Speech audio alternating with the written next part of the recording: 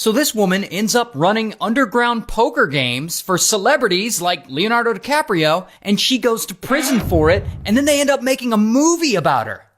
Now the woman's name is Molly, and Molly is only 19 years old when this story starts, and she's living in Colorado.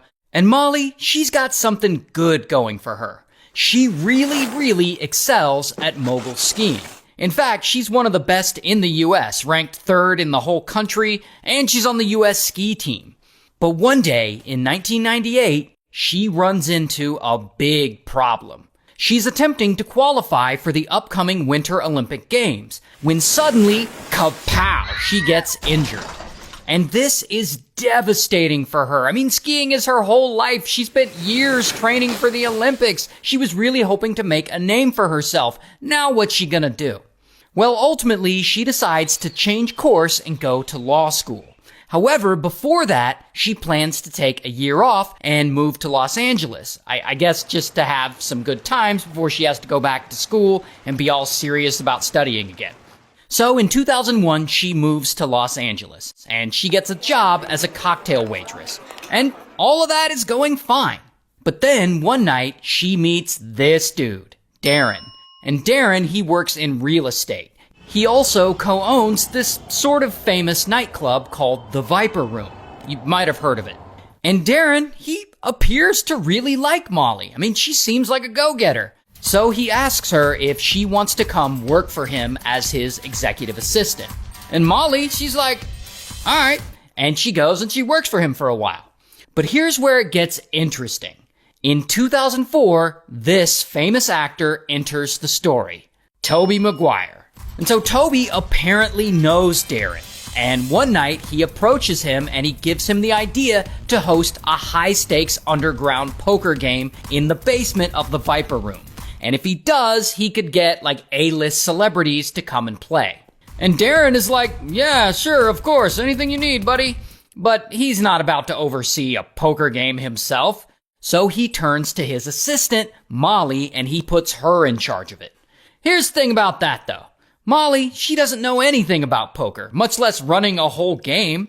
So she goes home and she starts Googling stuff about how to play and like what kind of music do poker players like. And she figures it out and she sets the whole game up. And people show up to the game, like important people, like billionaires and Wall Street investors and A-list celebrities like Leonardo DiCaprio and Ben Affleck and Matt Damon and of course, Tobey Maguire. And you know, they all play and I assume everyone has a good time. And at the end of the first night, Molly has made $3,000 in tips. Just from like being nice and making sure everyone is comfortable. And this is great money for her. So it's at this point that she realizes this whole underground poker thing might be something big for her. Like it might be an opportunity to get connected to all these big shot people and really make a name for herself. So she gets to work and she starts studying poker obsessively. She learns the rules and the strategies and the language, and she gets really good at all this. She also starts doing more than just being nice. Not only is she now fixing cocktails and helping players settle their accounts, but she also starts managing the player list and hiring massage girls, you know what I'm saying? So now she's in charge of all of this. And in order to get to the game, all these big players have to go through her. And this goes on for years. And the games get bigger and bigger. And the buy-ins for the games get higher and higher. Which is great for Molly because, you know, it means bigger tips. So all this is going really well for her. Until 2007, when something unexpected happens. One night, she and her boss, Darren, they get into an argument at work. And Darren, he straight up fires her. Now, that sucks for her, but that's not gonna be the end of Molly. That's just not who she is. She is a hustler. And since she's been the face of these underground poker games and everyone has been going through her, she decides to start her own game. And in 2008, she begins hosting her own underground poker games out of nice hotels around Los Angeles. And by this point, Molly is making a ton of money. About $4 million a year, just from tips. And that's great and all, and you know, she's happy, but apparently it's not all fun. Like, she has to deal with a lot of shitty people. Sometimes the people playing don't pay the money they lost, and she has to deal with them. Plus, some of these rich guys are just straight up rude to her. Not only that, but at some point, old Tobey Maguire, who still plays her games all the time, he allegedly starts being a dick to her too.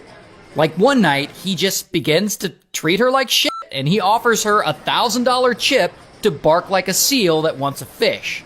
And of course, Molly refuses. Like, she's not about to bark like a seal for a tip and be humiliated. And then, allegedly, Toby gets all offended and pissed off, and he storms out of the game. And eventually, he's so pissed off that he convinces the other players to move locations to another rich guy's house away from Molly, which ultimately ruins her whole operation. However, like I said, Molly is a hustler. She's not gonna let guys like Toby stand in her way. So in 2009, she moves from Los Angeles over to New York City. And there, she just reboots her whole operation. She sets up new high-stakes poker games at nice hotels around the city. She starts bringing in new clientele, and she continues to make millions of dollars off of all of this. This is going really well for her, and she feels like she could do this job forever. Until Molly decides to not only set up the games and host them, but to become the house, meaning she's fronting some of the money and taking a percentage of the winning pot. And up until this point, she was only making money off of the tips, but now she's sort of acting like the casino. Once she introduces this aspect to the games she's running, this officially makes her whole operation illegal.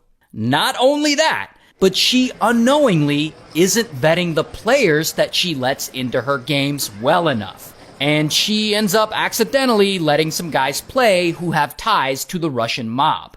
And on top of that, I guess the Italian mob hears about her operation and how much money she's making, and now they want in on her business as well, and they want her to pay them like a protection fee or something. And Molly's like, nah, I'm not gonna do all that. But then, one night in 2010, they decide to make her pay. So she's at her apartment, and someone knocks on the door. And so she goes and answers it, and boom, it's some mafia goon pointing a gun at her. And then pow, pow, he starts beating her.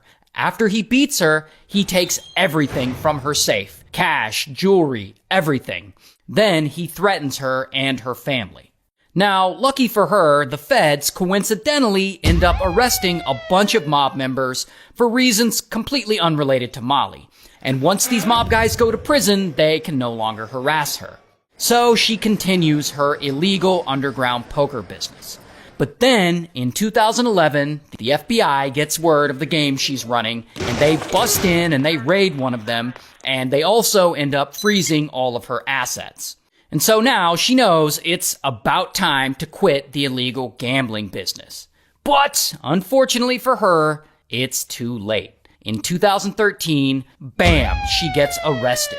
And I don't have a mugshot, but here's what she looks like in real life. And so ultimately, Molly takes a plea deal, and she only gets sentenced to just 1 year of probation after all that, and 200 hours of community service.